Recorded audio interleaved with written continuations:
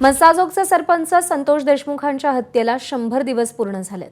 हत्या प्रकरणात आतापर्यंत 7 जणांना अटक करण्यात आली आहे। मात्र एक आरोपी कृष्ण आंधळे अजूनही फरार आहे।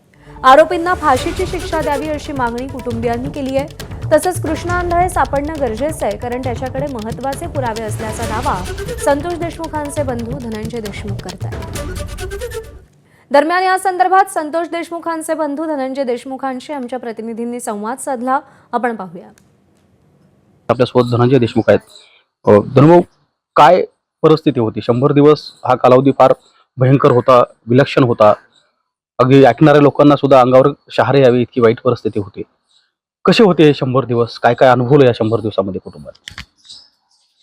घटना झाल्यापासून आतापर्यंत जे काही 100 दिवसाचा हा कालावधी आहे, याच्यामध्ये दुर्दैव असं आहे की आमच्यातला एक माणूस गेलाय, कुटुंब प्रमुख गेलाय, परंतु ते दुःख व्यक्त करत बसण्यासाठी सुद्धा कुटुंबाला, आम्हाला सगळ्यांना वेळ भेटला नाही।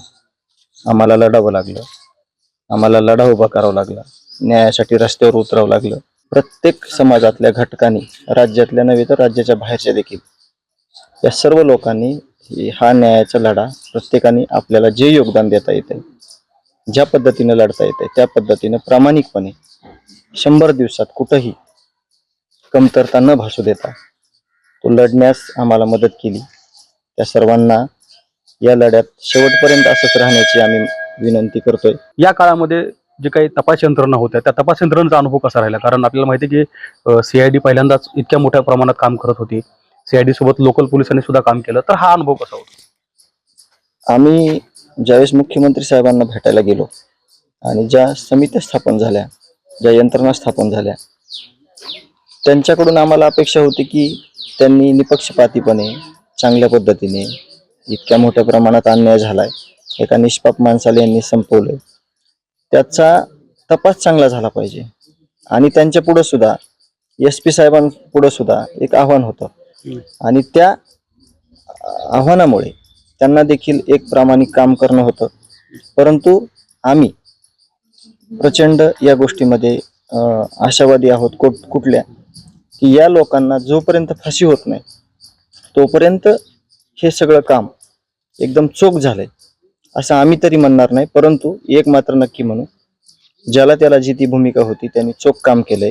धनंजय मुंडे यांचा राजीनामा या दरम्यान झाला आणि धनंजय मुंडे यांच्यावरती आरोप अगदी सुरुवातीपासून होत होते, मात्र त्यांना शेवटी राजीनामा पण द्यावा लागला।